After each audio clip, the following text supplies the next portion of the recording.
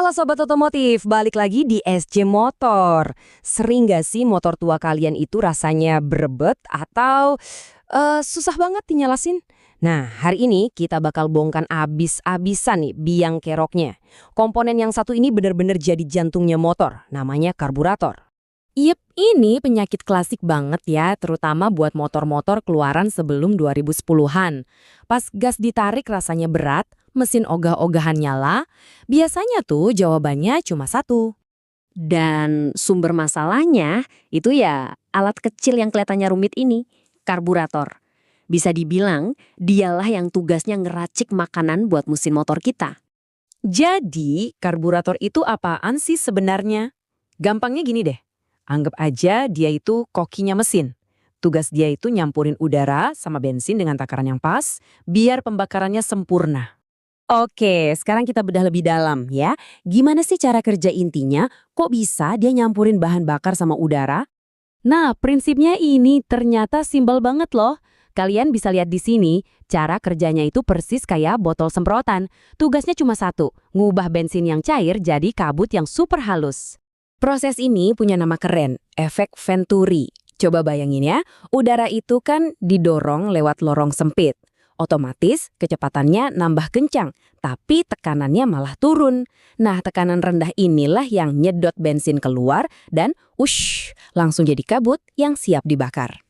Dan biar pembakarannya efisien, rasionya itu nggak boleh sembarangan. Idealnya itu sekitar 15:1. 15 bagian udara buat 1 bagian bensin.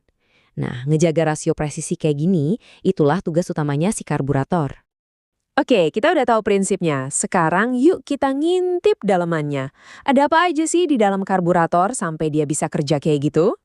Nah, pas dibongkar, kelihatannya rumit banget ya, banyak perintilan kecil-kecil. Tapi tenang aja, kalian nggak perlu pusing ngapalin semuanya. Karena sebenarnya cara kerjanya itu cuma ngendelin beberapa komponen kunci aja kok. Nah, di gambar potongan ini kita bisa lihat bagian-bagian utamanya. Kita fokus ke 3 sistem inti aja ya, yang ngatur aliran bensin dan udara di dalamnya. Jadi, ada 3 jagoan utamanya nih. Pelampung sama katup jarum, terus ada jet, dan terakhir katup gas atau yang biasa kita sebut skep. Nah, 3 serangkaian ini kerja bareng terus. Mau motor lagi langsam, lagi di gaspol atau ngebut, mereka ini yang mastiin campurannya selalu pas, selalu ideal. Terus, gimana caranya kita tahu kalau karburator ini mulai rewel atau ada masalah? Salah satu penyakit yang paling sering kejadian itu namanya karburator banjir. Ini kejadian pas bensin yang masuk ke ruang bakar itu kebanyakan. Campurannya jadi terlalu kaya istilahnya. Bikin boros dan gejalanya gampang banget dikenali. Coba deh perhatiin gejala-gejalanya. Motor susah nyala, ada bau bensin yang nyengat banget, atau mungkin ada bensin netes. Knalpot keluar asap hitam pekat, busi basah terus. Nah, kalau kalian ngalamin ini semua, fix itu tandanya karburator lagi banjir. Eits, tapi jangan panik dulu.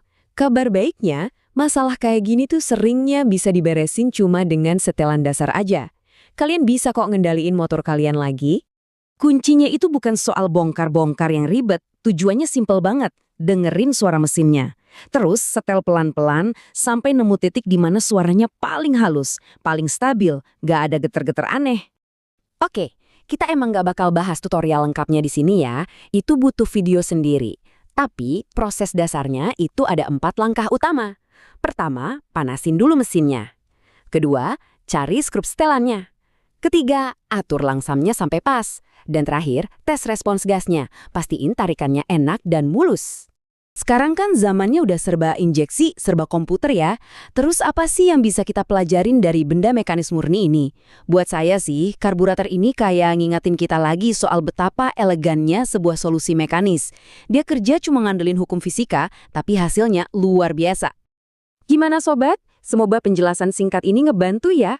Kalau kalian suka konten bongkar-bongkar kayak gini, jangan lupa ya buat dukung channel SC Motor dengan cara subscribe, like, dan share video ini ke teman-teman kalian.